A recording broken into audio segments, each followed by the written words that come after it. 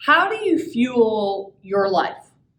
All kinds of things can fuel us, can give us energy for getting things done, for making decisions. And sometimes those things can be on a kind of more negative side, like we get angry about something, we're frustrated, we're stressed. And then at other times, we can fuel ourselves with love and peace. And what's interesting about that is depending upon what fuels our life, we may be energized for a moment. We may accomplish something, but it doesn't mean that we're good in the long term. That maybe it actually leaves us more exhausted than before. And so how do we begin to think about, all right, what do I need to fuel my life so that instead of just burning bright and quick, we actually can move forward in new and positive directions. It can actually give us energy for the long haul. And so there's a little bit of wisdom out of Proverbs with this when it says, without wood, a fire goes out. Without gossips, conflict calms down. Like adding charcoal to embers or wood to fire, quarrelsome people kindle strife. So right there, Proverbs is stating there are certain things that fuel the flames, that fuel the fire, that fuel negativity. That, maybe we get something done or maybe we actually don't. Maybe we just actually make more stress for ourselves. But to carefully consider, what are we using? Is it we like to use that stress? We'll only get things done when we are stressed out or when we're frustrated.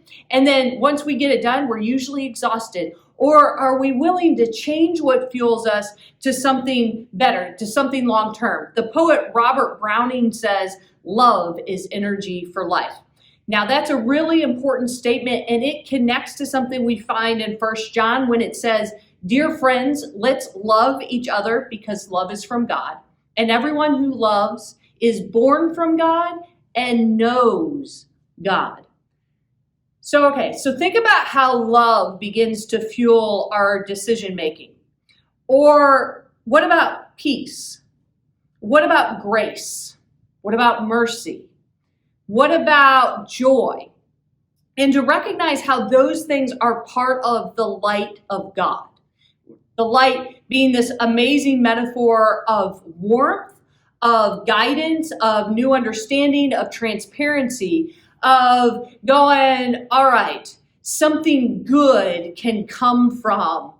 And so to think about the good things that we use to fuel our life in new and better ways. Because when we start changing what fuels us, if we can get stuff done because of love instead of because of anger, if we can get stuff done because of peace instead of using those things that we just beat ourselves up over all the time, those negative self-talk kind of things, or are we using things that are, it's all about joy. Like how can I bring some joy? How can I make a decision out of joy at this time instead of how much I dislike, how much I can't stand, how awful this is.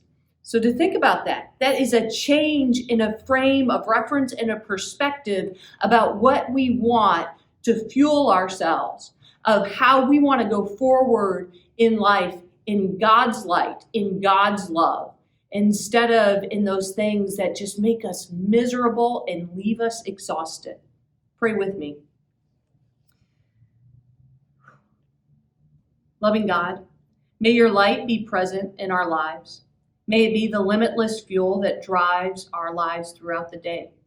May your light of love, peace, joy, grace replace those things that leave us empty, frustrated, angry, stressed, feeling like not enough or incapable. Guide us this day in pursuing your light in every aspect of our lives. Amen.